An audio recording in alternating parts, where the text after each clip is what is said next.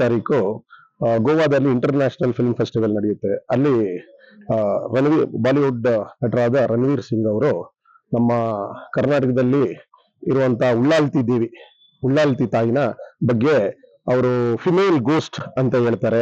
ಆಗ ರಿಷಬ್ ಶೆಟ್ಟಿ ಅವರು ಅವ್ರನ್ನ ಕೇಳ್ಕೊತಾರೆ, ಪ್ಲೀಸ್ ಡೋಂಟ್ ಸೇ ದಟ್ ಅಂತ ಹೇಳ್ತಾರೆ.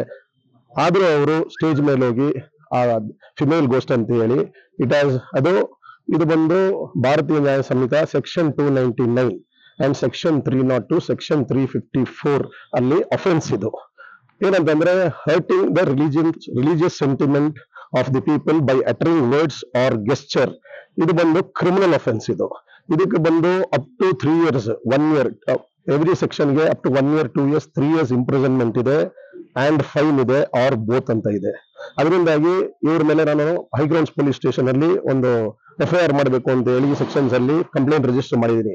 ಮತ್ತೆ ಈ ಆಕ್ಟರ್ ರಣವೀರ್ ಸಿಂಗ್ ಅವರ ಹೆಂಡತಿ ಬಂದು ದೀಪಿಕಾ ಪಡುಕೋಣೆ ಅಂತ ಹೇಳಿ, ಅವರ ತಂದೆ Prakash Padukone renowned badminton player. ಇವರಿಬ್ರು ಪಡುಕೋಣೆ ಅನ್ನೋ ವಿಲೇಜ್ ಬಂದು ಬಯಂದೂರು ತಾಲೂಕಲ್ಲಿ ಉಡುಪಿ ಡಿಸ್ಟಿಕ್ ಅಲ್ಲಿ ಆ ಪ್ರದೇಶಗಳಲ್ಲೂ ಈ ಉಳ್ಳಾಲ್ತಿ ದೇವಿ ಬಂದು ತುಂಬಾ ಸುಪ್ರಸಿದ್ಧವಾದಂತಹ ದೇವತೆ. ಸೊ ಅದರಿಂದಾಗಿ ಇವನು ಈ ಆಕ್ಟರ್ ಅಟ್ಲೀಸ್ಟ್ ಆ ಮಿನಿಮಮ್ ಕಾಮನ್ ಸೆನ್ಸ್ ಬೇಕಿತ್ತು ಇವನಿಗೆ. ಅಟ್ಲೀಸ್ಟ್ ಯಾಕಂದ್ರೆ ಸಬ್ ಟೈಟಲ್ಸ್ ಇರುತ್ತೆ, ಅದು ಹೆಣ್ಣು ದೇವನ ಇಲ್ಲ ಹೆಣ್ಣು ದೇವರ ಅಂತ ಒಬ್ಬ ದೊಡ್ಡ ನಟನಾಗಿ ಅವನಿಗೆ ಪರಿಜ್ಞಾನ ಬೇಕಾಗಿತ್ತು. ಸೊ ಅದು ಆಗಿಲ್ಲ. ಅದರಿಂದಾಗಿ ನಾವು ಇವ್ರ ಮೇಲೆ ಕಂಪ್ಲೇಂಟ್ ಇವ್ರ ಮೇಲೆ FIR ಮಾಡಬೇಕು ಅಂತ ಹೇಳಿ ಕಂಪ್ಲೇಂಟ್ ಲಾಂಚ್ ಮಾಡಿದೀವಿ. ಮತ್ತೆ ಇವರು ಸೋಷಿಯಲ್ ಮೀಡಿಯಾದಲ್ಲಿ ಈ ತರ ಮಾತಾಡಿ ಅಪಾಲಜಿ ಕೇಳಿದ್ದಾರೆ.